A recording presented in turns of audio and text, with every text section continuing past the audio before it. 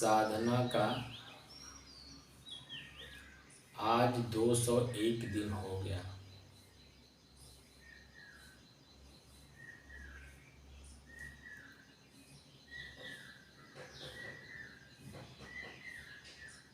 सहज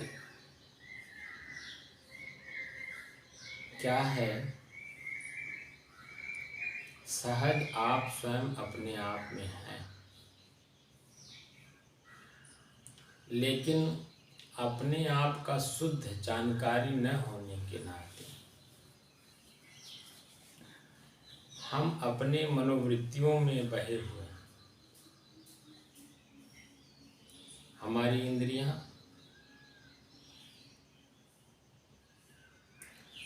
हमसे झगड़ा करती हैं अपने अपने स्वार्थ में। आँख अपनी तरफ खींचता है, कान अपनी तरफ खींचता है, नाक अपनी तरफ खींचता है, जीभ अपनी तरफ खींचता है और लिंग अपनी तरफ खींचता है।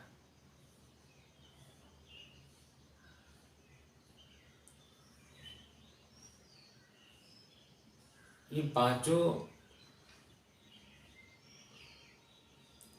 इंद्रियां हमारी हैं, हम नहीं। हमसे अलग हैं, हमारे साथ जुड़े हुए हैं, लेकिन ऐसे जुड़ गए हैं कि उनके सारे स्वार्थ हमें पूरा करना होता है और इसी में हम दुखी हैं। आँख देखता है तो बोलता नहीं, जो मुंह बोलता है, आवाज़ जहाँ से निकलती वो देखता नहीं। कान सुनता है, देखता नहीं, बोलता नहीं। नाक सूंघता है, बोलता नहीं, ना देखता है। और जितनी भी इंद्रियां हैं अपने अपने स्वार्थ में हमें परेशान कर रखी है।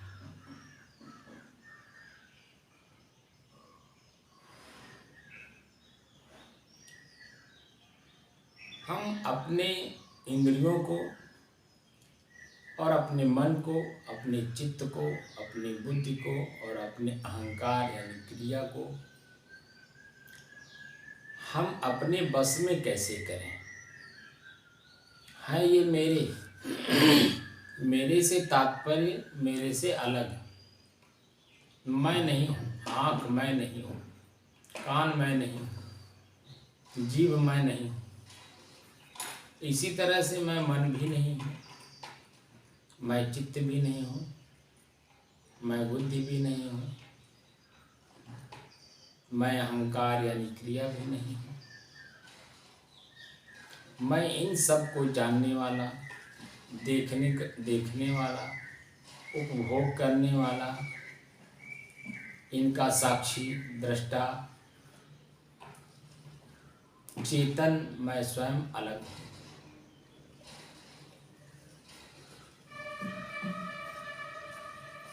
मैं से तात्पर्य चेतन से है,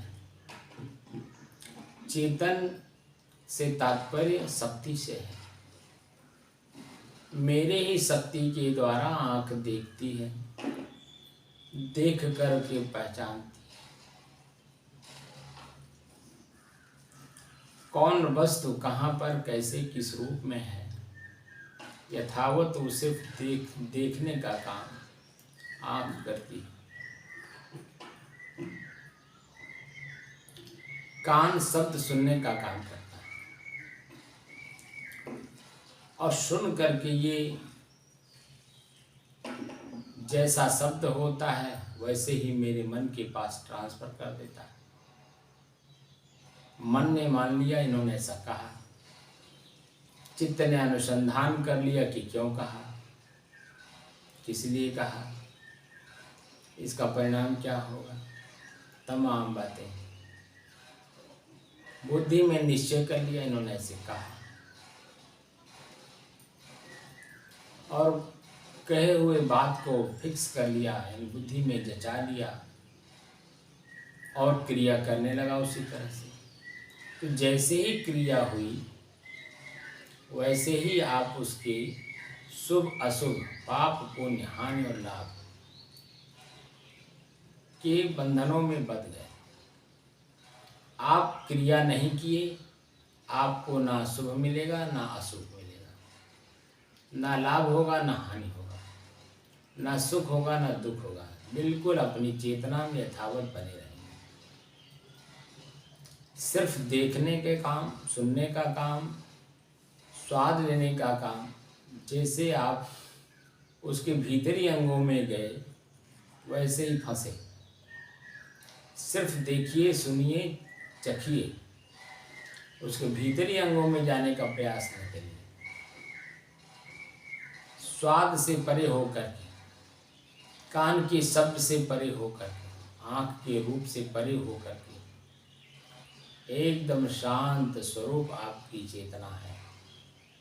और ये लोग जैसे ही अपना अपना कार्य शुरू करते हैं आप दुखी हो जाते हैं। यानी कि चेतन दुखी हो जाता है। दुख सुख से परे, हानि लाभ से परे, पाप पुण्य से परे शुद्ध चेतन आप स्वयं हैं। अपने शुद्ध होने का हमें इस जन्म में या किसी जन्म में बोध नहीं हुआ, जानकारी नहीं हुई, ज्ञान नहीं हुआ।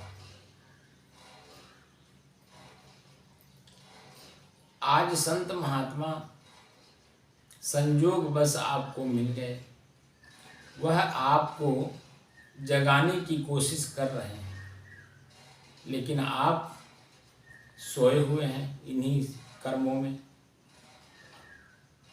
बंधे हुए हैं इन्हीं कर्मों में।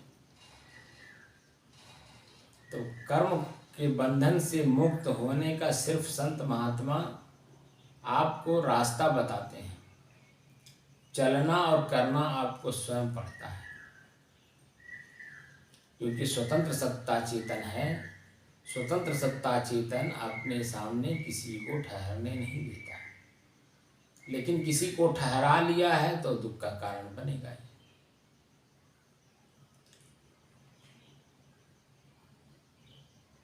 कोई रिश्तेदार अपने घर में किसी रिश्तेदार को किराए के रूप में रख लिया, ज़्यादा दिन बीतने पर वह जो किराएदार था अब वो आपके मकान का मालिक बनने लगा, है आपका किराएदार। ठीक यही स्थिति हमारे अपने शरीर क्या है। एक किराए के मकान में हम स्वतः रह रहे हैं और ऊपर से और इसमें किराएदार हम रख रहे हैं, तो दुख का कारण तो हम खुद हैं कि किराए के मकान में हैं, और किराए के मकान में और किराएदार हम खुद रख रहे हैं, तो दुख का कारण होगा ही। ये पंच भौतिक शरीर को लेकर के हम खुद ही दुखी हैं, और इनके जो कर्म हैं, आँख नाक कान, इनके जो कर्म हैं, इनको लेकर के हम और दुखी होते हैं। इस शरीर में भूख लगता ही है, प्यास लगता ही है, ठंडी गर्मी बरसात लगता ही है, मान अपमान लगता ही है। सब कुछ होते हुए मैं इसमें दुखी हूँ, और इनकी क्रियाओं को करके और दुखी हो जा रहा हूँ। हमें सहज होना है। सहज कैसे होंगे, इसकी विधि ऋग्वेद से चला हुआ है। ऋते ज्ञानान्न मुक्ति, बिना ऋत के ज्ञान के मुक्ति नहीं है, मुक्ति संभव नहीं है। मुक्ति का मतलब होता है दुख और सुख, पाप और पुण्य, हानि और लाभ से परे होकर के अपनी चेतना में लौटना। स्वतः शांत स्वरूप चेतन है, अपने स्वतः शांत स्वरूप चेतन में लौटना, इन इंद्रियों के विषयों से परे होकर। जब तक इंद्रियों के विषयों में आप लिप्त रहेंगे इनके जो भोजन है आप इन्हें देते रहेंगे तो निश्चित तौर पे आप कभी मुक्त नहीं हो सकते। इनके जो भोजन हैं, इनके भोजन से आपको स्वयं बचाना होगा। आँख का भोजन रूप है, रूप देखना है, कितना देखना है, कब देखना है, कैसे देखना है, किस रूप में देखना है, कि ताकि उसका संस्कार बने, लेकिन बुरे के रूप में नहीं। अच्छे के रूप में संस्कार बने तो वो हमें आकर्षित ना करे, प्रभाव ना डाल दे कि वो बार बार देखने की इच्छा हो। उसको एक्सरे मशीन की तरह देखिए।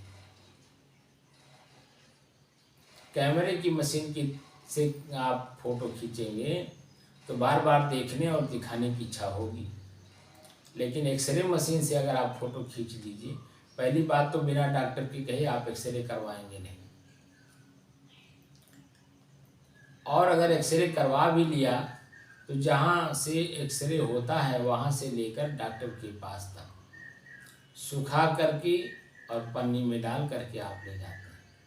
डॉक्टर साहब देखते हैं पन्नी में से निकाल कर, और फिर देखने के बाद पन्नी में रख देते हैं और दवा लिख देते हैं, कहते हैं जाइए आप ठीक हो जाएंगे। वह जो फिल्म है यानी फोटो है, उस फोटो को बार बार आप निकाल करके नहीं देखते हैं, क्योंकि आपके वास्तविक स्थिति का उसने वर्णन किया है। पूरा हड्डी दिखाएगा, पूरा नस दिखाएगा, पूरा मांस दिखाएगा, कहाँ क्या क्रिया हुई है क्या पूरा दिखाएगा। आपके शरीर में क्या है पूरी चीज़ आपको दिखाता है। हम उसे बार बार नहीं देखते। अगर हम उसे बार बार देखें और देखने की दृष्टि से देखें तो आपके अपने ही शरीर से वैराग्य हो जाएगा। मैं रहता कहाँ हूँ? इस गंदगी के अंबार में?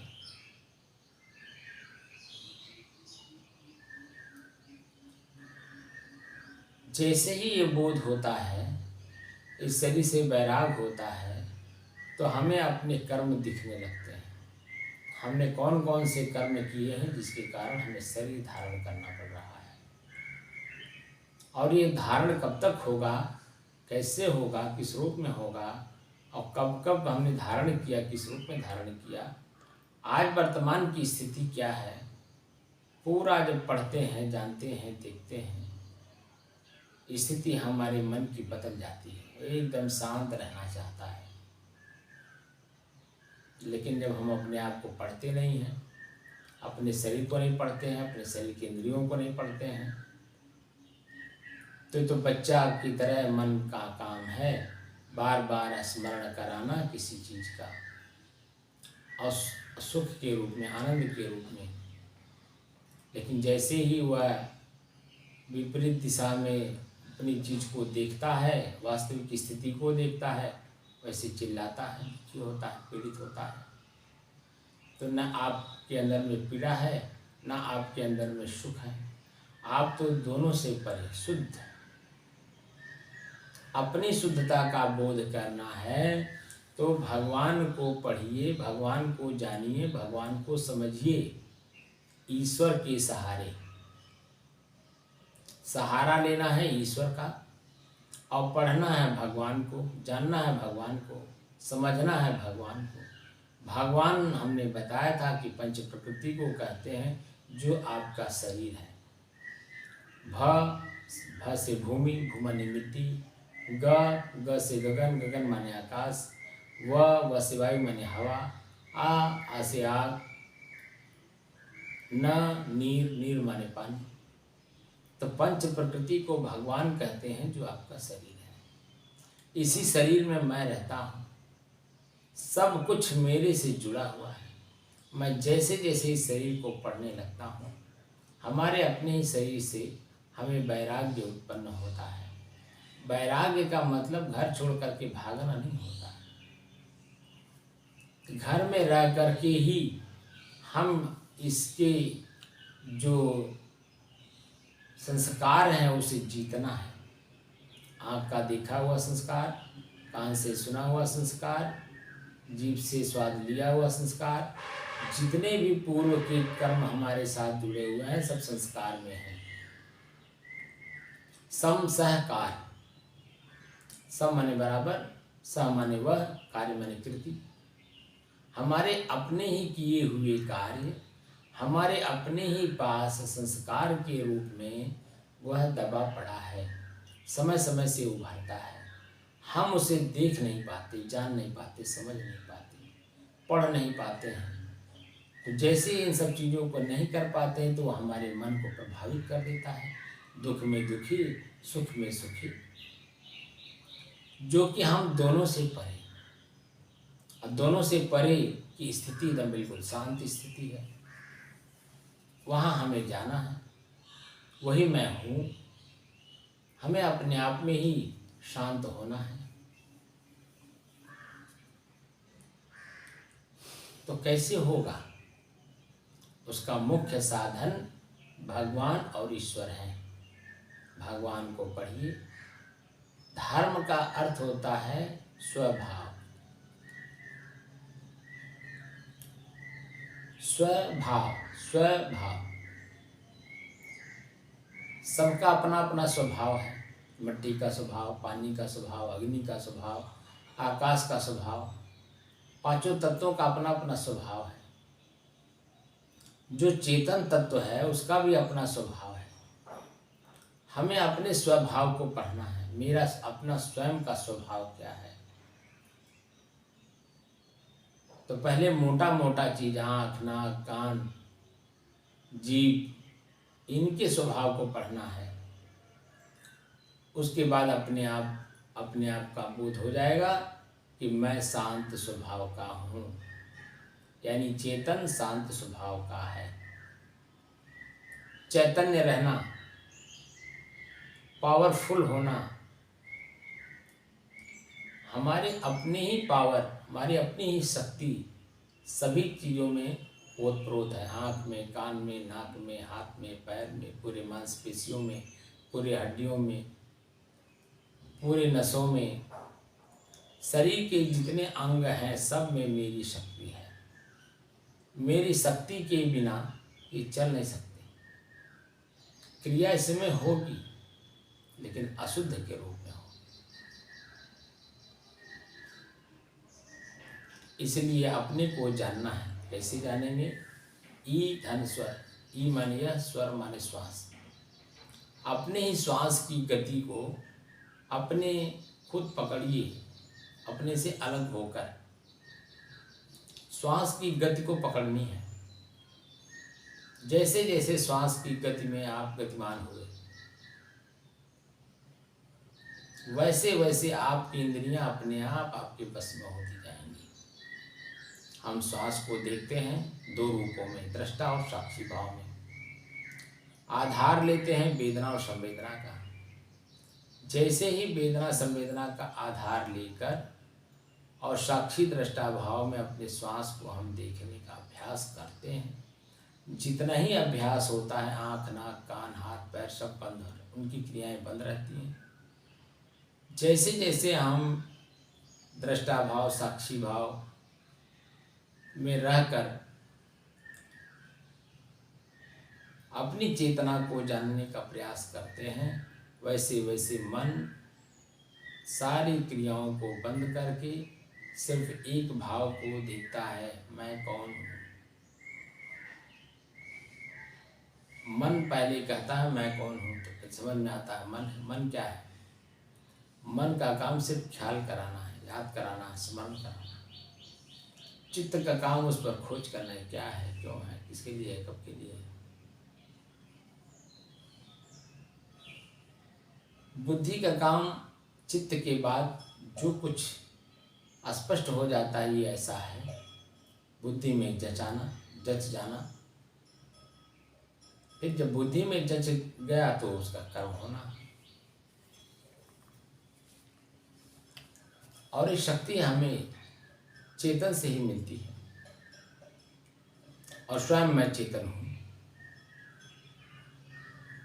अपनी चेतना का स्वयं का बोध नहीं है, इसीलिए गुरु के सानिध्य में रह करके साधना के माध्यम से धीरे धीरे धीरे धीरे हम अपने आप को जानें, अपने आप को समझें, अपने आप को पढ़ें और अपने आप में शांत होने की कला को सीखें।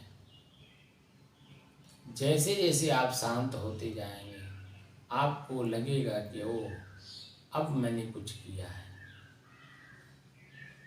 बाहर की वस्तु कभी आपकी थी नहीं, आपने परिश्रम किया, वो आपके पास आ गई।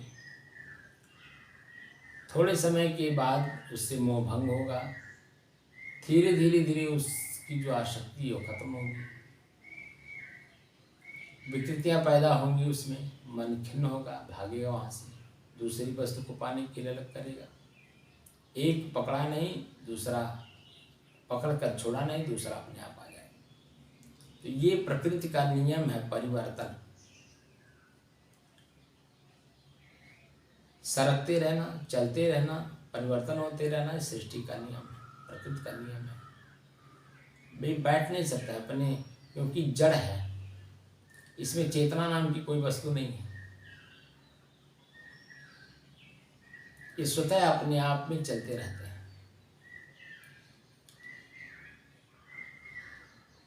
वैसे ही आपको अपने आप में लौटना है। तो प्रकृति में क्रिया है, क्रिया में परिवर्तन है। आप में क्रिया नहीं है, तो क्रिया नहीं है तो परिवर्तन नहीं। आप तो शुद्ध शांत स्वरूप हैं। अपनी शांति स्थिति में जाने के लिए हम लोग लाखों की तादाद में चलते हैं, साधु बनते हैं, साधक बनते हैं, भक्त बनते हैं, संत बनते हैं। लेकिन वहाँ की तक पहुँचने की जो स्थिति है, वहाँ तक हम पहुँच नहीं पाते। बीच में ही हम मान प्रतिष्ठा, ये मिल गया वो मिल गया, उसी में वो रुक जाते हैं, उसी में अटक जाते हैं। भीतर की गहराई में जाकर के अपने शांत स्वरूप का अनुभव करना ये बड़ा मुश्किल काम है। अब मुश्किल काम को जो आसान करे वही साधना पक्की है। जो और क्रिया कराए और क्रिया करा करके हमारी साधना को और असहज बनाए, हमारी चेतन स्थिति को और असहज बनाए, हमारे मन की क्रिया को और क्रियावान बनाए, ये साधना कच्चा है। 112 विधियां हमारे समाज में चलते हैं धर्म मार्ग में, मन को एकाग्र करना, स्थिर करना और शांत करने के लिए। लेकिन जो मूल चीज़ है जिससे हम सहज भाव में, सरल भाव में, थोड़े समय में जिस चीज़ को हम प्राप्त कर सकते हैं, उसमें और क्रिया पैदा करके उसे और भटका दिया जाता है। त्राटक मुद्रा, सोहंग मुद्रा, अनाहत नाद मुद्रा, अनेकों मुद्राएं, उसमें क्रिया करा दी जाती है। क्रिया तो पहले से चल ही रही है और क्रिया होने से और क्रियावान हो जाता है। झलुआ का उदाहरण यहाँ संत लोग दिए हैं। झलुआ पेड़ में पड़ता है, रस्सी के दोनों बाहरी साइड में दो लोग होते हैं, भीतर में बैठने वाले लोग होते हैं। पेंग मारने वाले रस्सी से बाहर दोनों तरफ। अब जब दोनों तरफ से पेंग चल ही रही है तो झूला रुकेगा कैसे? यानी क्रिया रुकेगी कैसे? क्रिया अगर रोकनी है, झूला को अगर रोकना है तो पेंग मारना बंद करना होगा, यानी क्रिया करना बंद करना होगा। तो धीरे धीरे धीरे धीरे धीरे आपका मन आपके बस में होगा। आसान नहीं है मन को बस करना, लेकिन असामान्य मन को सामान्य बना करके अपने बस में करना, ये मानव जीवन का ही उद्देश्य है और मुख्य उद्देश्यों में से एक है। अगर मन अपने बस में नहीं हुआ तो मन ही तो हमें तरह तरह का खेल खिलाता है। पैसा हो गया तो रिवॉल्वर खरीदवाएगा, पैसा हो गया दारू खरीदवाएगा, पैसा हो गया मांस खरीदवाएगा, बाहरी वस्तुओं को खरीदने में ही मशगूल रहेगा सर, पैसे के बल पे। अपनी शांति को भी खरीद लो पैसे के बल पर, क्या वह मिलेगा? बाहरी वस्तु मिल जाएगा थोड़े समय के लिए, जब तक आपके पास पैसा है। पैसा वाले लोगों को भी धूल में मिटते हुए देखा है, प्रतिदिन मिट रहे हैं। अपनी शांति स्थिति को नहीं समझ रहे हैं और वह प्रकृति में ओतप्रोत होकर के दुख तो पहले से शरीर का है ही, मन के है ही, इंद्रियों की है ही, और दुख हमने पैदा कर दी तरह तरह की।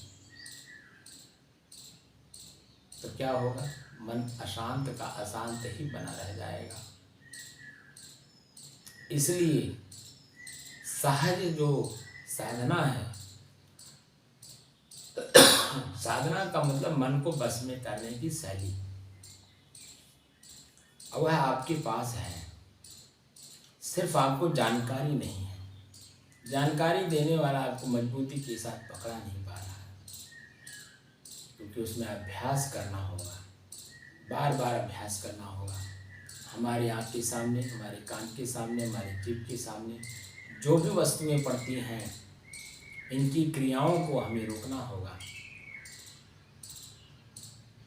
कैसे रुकेगा? सहनशीलता से। किसी चीज को आँख ने देखा, आँख ने देख करके मन के पास ट्रांसफर किया, मन का भाव बदला आकर्षण में, आकर्षण जब बदला तो क्रिया पैर में होती है, चलना पैर से होता है, वो उसको आदेश देता है। अब इसी तरह से वो और उलझ जाता है।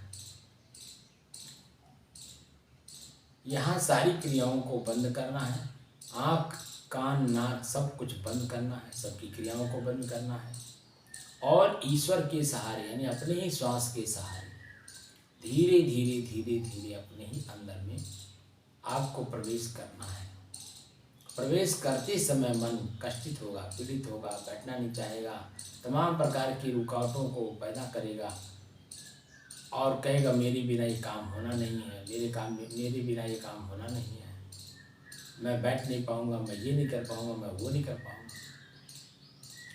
और करना हमें स्वयं ही, अपनी करनी आप उतरनी, अपने ही कर्म के द्वारा, अपने ही शांत मन के द्वारा हमें शांति का अनुभव होगा। दूसरे की शांति दूसरे को अनुभव होगा, हमें नहीं। तो हम खुद नहीं चाहते, यानी मन नहीं चाहता है, और चेतन मन की वशीभूत है, तो कैसे होगा? तो धीरे धीरे इसकी गति को पढ़नी होगी, धीरे धीरे इसकी गति माने चाल को देखनी होगी, धीरे धीरे इसकी गति यानी चाल को परखनी होगी। और जैसे जैसे आप पढ़ते जाएंगे, इस शरीर से, शरीर के इंद्रियों से, संसार से, मन से, चित्त से, सबसे वैराग होगा। वैराग का मतलब घर छोड़ के भागना नहीं होता है। वैराग का तात्पर्य यहाँ समदर्शी होना होता है। इसकी ज़रूरत कब है, कितनी ज़रूरत है, कैसी ज़रूरत है, ज़रूरत है भी कि नहीं है। आँख से देखना है, कान से सुनना है, जीभ से स्वाद लेना है, लिंग से संभोग करना है। तो करना है कोई काम तो कैसे करना है, कौन से काम को करना है, कौन से काम को कितना भी इम्पोर्टेंट मन बताए लेकिन नहीं करना है, ये सब चीज़ आपको स्वतः की जागृति के लिए करना होगा। जैसे जैसे स्वतः की जागृति उत्पन्न होती जाती है अंदर में, ये सारी चीज़ें अपने आप सहज हो जाती हैं। जो असहज बनी हुई हैं, इनके कर्मों को देखते हुए हम खुद सहज होने लगते हैं, यानी चेतन खुद सहज होने लगता है, क्योंकि स्वयं को पढ़ने लगा। और जैसे जैसे पढ़ते हैं वैसे वैसे हमारे अपने ही कर्म सब एकदम स्पष्ट टीवी के सीरियल की तरह, चित्र की तरह दिखाई देने लगता है। आप आँख जैसे बंद करते हैं, आपके लीलाट के पिछली भाग में जहाँ मन बसता है, वह बार बार आपकी स्क्रीन के ऊपर दृश्य का स्मरण कराता है, ख्याल कराता है। और जैसे ही ख्याल हुआ, एक ख्याल अभी गया नहीं, यानी शांत हुआ नहीं, दूसरी ख्याल अपने आप आ जाता है, दूसरी अभी शांत हुआ नहीं, तीसरी आ जाता है, तीसरी अभी शांत हुआ नहीं, चौथी आ जाता है। ये मन आपको किसी न किसी बात को स्मरण कराता रहेगा। और किस बात का स्मरण कराएगा? जो पहले आपने देख रखा है, सुन रखा है, भोग रखा है। जो आपके मन के अंदर में कल्पना है, उसी कल्पना में वो दौड़ेगा। हमें कल्पना से दूर होकर हकीकत की ज़िंदगी जीनी होगी, वर्तमान में रहना होगा, भूत भविष्य की कल्पना का परित्याग करना होगा, तब जाकर के चेतना का ज्ञान होगा। और वह सहज है, बहुत सहज है। बस अपने श्वास का ही सहारा लीजिए और किसी चीज़ का नहीं। और चीज़ में लाभ मन दिखाएगा, लाभ क्षणिक होता है किसी भी चीज़ का, लेकिन उसका जो परिणाम है वह स्थिर होता है, और वह दुख, पीड़ा, पश्चाताप, हानि और लाभ, पाप और पुण्य होता है। इन दो चीज़ों में एक चीज़ें मिलती हैं, और दो में से एक मिलेगा तो आप उपभोग करेंगे ही। और जैसे उपभोग किए तब वैसे ही उसके नियम में बढ़ गए। वो आगे भी अनवरत तो चलता रहेगा, क्योंकि बार बार वही ख्याल आएगा, स्मरण होगा, और उसी कर्म को करने की कोशिश करेंगे। वर्तमान की परिस्थिति को नहीं पढ़ पाएंगे, क्योंकि भूत और भविष्य की कल्पना में चले गए। वर्तमान की स्थिति ही आपकी अपनी है, और अपनी वर्तमान की स्थिति में पहुंचने के लिए सिर्फ ईश्वर का सहारा लीजिए, बार बार अभ्यास करिए, और धीरे धीरे अंदर जाइए। सब कुछ जो जैसा है, जहाँ है, जिस रूप में है, सब दिखाई देने लगेगा। अभी कल परिवार न्यायालय बस्ती के जज साहब श्री अरविंद कुमार मिश्रा जी आए थे मेरे पास, यहाँ बैठे आधा घंटा और चर्चा चली। फिर उसके बाद यहाँ से हम लोग तपसी धाम जा रहे थे, रास्ते में चर्चा हुई। उन्होंने बताया कि मैं एक ग्रंथ पढ़ रहा हूँ, किताब पढ़ रहा हूँ। एक विदेशी डॉक्टर वह रोग मुक्त करने के लिए लोगों को अपना क्लिनिक खोले हैं। तो क्या देखते हैं उनको, उन्होंने बताया कि किताब में लिखा है, तो वह आपके अपने ही कर्म को दिखाते हैं। जितनी उम्र आपकी है, कौन सा रोग हुआ है, आप अपने ही कर्म को पीछे देखिए, किस कारण से आपको ये रोग हुआ, यानी मन किस कारण से भयभीत हुआ। और जिस कारण से मन भयभीत हुआ है वो स्पष्ट दिखता है, उसी के कारण हमारे शरीर में रोग होता है। हम निर्भीक रहें, हम भयभीत ना हों। जब भयभीत नहीं होंगे तो निश्चित तौर पे हम अपने शरीर से कभी दुखी नहीं रहेंगे, हमारे शरीर में किसी भी प्रकार का रोग नहीं होगा, क्योंकि शरीर मेरे द्वारा चलता है। शरीर अपने द्वारा स्वयं नहीं चलता है, वह चेतन के माध्यम से चलता है। चेतन अपनी शांति स्थिति में बना रहे तो शरीर में किसी भी प्रकार का रोग उत्पन्न होना असंभव है, कभी संभव नहीं होगा, कभी रोग उत्पन्न नहीं होगा। लेकिन हम यानी चेतन अपने आप में है नहीं, तो रोग उत्पन्न होना है, क्योंकि इंद्रियां हमें स्वयं भयभीत करती हैं अपने स्वास्थ्य के लिए। और जैसे भयभीत हुए आप डरे, वैसे ही आपके शरीर में रोग उत्पन्न होना शुरू हो जाता है।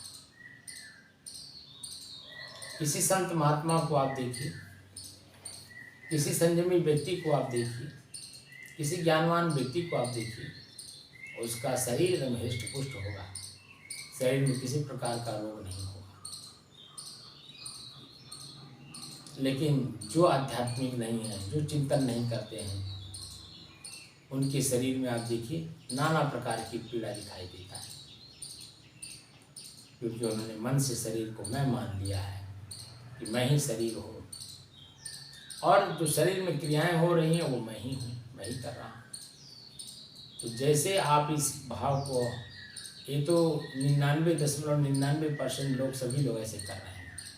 वो तो 1% लोग जो हैं, जो शुद्ध जीव हैं, जो पूर्व की कुछ चेतना लिए हुए हैं, वही शरीर को अलग मान पाते हैं। नहीं तो सभी लोग शरीर को ही मैं मानते हैं। मैं ही शरीर हूँ, ये उनकी भाषा हो जाती है। मेरा शरीर है, ये जान ही नहीं पाते हैं। इसलिए रोग ग्रसित होकर के, शरीर तो पीड़ादायक है ही, उसके अलावा और भी शरीर को भोग भोग करके हम और पीड़ा ले लेते हैं। तो पीड़ा मुक्त होना है, उसका एक ही साधन सहज और सरल है, अपने श्वास को देखना, अपने श्वास को अपने से अलग होकर के अनुभव करना। ये श्वास तो मैं हूँ नहीं। और जैसे जैसे आप इसको पढ़ेंगे, मन शांत होता जाएगा। आपके सारी कर्म जितने भी हुए हैं पीछे सब दिखाई देगा। तो जो मैं बता रहा था कि जज साहब ने बताया कि मैं ग्रंथ पढ़ रहा हूँ और विदेशी डॉक्टर का है, वह ट्रीटमेंट कर रहे हैं पीछे के कर्मों को दिखा करके। जैसे जैसे पीछे के कर्म को देखता जा रहा आदमी अपने रोग से मुक्त होता जा रहा है, यानी निर्भीक होता जा रहा है। जैसे जैसे निर्भीक हो रहा है वैसे वैसे वह रोग मुक्त हो रहा है। उनके पास एक लड़की आई, उसने अपने जन्म का तो सारा कुछ देखा, देखने के बाद वो पुनर्जन्म में चली गई। जो कि यहूदी और ईसाई, पारसी, ये सब मुस्लिम लोग, ये लोग पुनर्जन्म नहीं मानते हैं। पुनर्जन्म को उन्होंने देखा नहीं, वहाँ तक इनकी पहुँच नहीं है। सनातन धर्म में जितनी पहुँच है चेतन और जड़ में, उतनी अन्य धर्मों में नहीं है। वह तो शरीर को ही मैं मान करके धर्म बना करके चल रहे हैं। सामाजिक परिवर्तन उनका मुख्य उद्देश्य होता है, वर्तमान की परिस्थिति को बदलना, अपने अनुकूल बनाना। क्या अपने अनुकूल सृष्टि का नियम तोड़ करके प्रकृति हमारे साथ होगी? कभी नहीं होगी। वह जड़ है, आप चेतन हो, आप बदल सकते हो, जड़ कभी नहीं बदल सकता। वो अपनी क्रियाओं में चलता, उसके रूप बदल जाते हैं, बाहरी रूप, लेकिन आंतरिक रूप उसमें है नहीं, इसलिए परिवर्तन का कोई सवाल नहीं। आप शरीर नहीं हो, ये आपको अनुभव है, इसका मतलब हुआ कि आप चेतन हो, आप चैतन्य हो। बस इस शरीर और संसार का उतना ही उपभोग करेंगे जिससे कि आपका काम चल जाए, शरीर का काम चल जाए, बस उतना है। हम अपने ही शरीर के अंगों को अपने से अलग होकर नहीं देख पाते हैं, यही दोष है। और इसी का अभ्यास इस साधना से कराया जा रहा है। पहले हम शरीर और चेतन का अलग अलग अनुभव कर लें, इंद्रियां हमसे अलग हैं, इसका अनुभव कर लें, और शांति स्थिति को जान लें। शांति किसे कहते हैं, अनुभव कर लें। बिल्कुल हो बहु धीरे धीरे धीरे धीरे अपनी चेतना की ओर लौटना शुरू कर देंगे। लेकिन जब तक इस आप नहीं कर पाते हैं, सारे काम असंभव है। और दुख और पीड़ा में जैसे आज हैं वैसे आगे भी रहेंगे। वर्तमान आपकी है और आप वर्तमान में है नहीं, भूत भविष्य आपका है नहीं, भूत भविष्य की कल्पना में आप तैर रहे हैं। तो जो चीज़ें कभी आपकी थी नहीं, है नहीं और आगे रहेगा नहीं, आप उसी में ओतप्रोत हैं, तो वो आपका कभी संभव नहीं है। जो आपका अपना पहले भी था, आज भी है और आगे भी अनंत काल तक आपसे अलग हो नहीं सकता। ऐसी वस्तु का ज्ञान अगर करना है तो सिर्फ ईश्वर है। अपने ही श्वास को पढ़िए, धीरे धीरे अंदर जाइए और अभ्यास करते करते सारी वस्तुओं का ज्ञान जो गीता में भरा पड़ा है, उपनिषद में भरा पड़ा है, अन्य ग्रंथों में भरा पड़ा, सब समझ में आ जाएगा। और जैसी आपकी समझ बढ़ी, आपकी सारी स्थिति सामान्य हो जाएगी, एकदम शांत। अपनी शांति का अनुभव करना और कराना इस संस्था का मुख्य उद्देश्य है। और मैं चाहता हूँ कि आप लोग भी आकर के अपने मन की गति को पकड़ करके अपने शांत स्थिति में लौटने का प्रयास करिए। साहिब।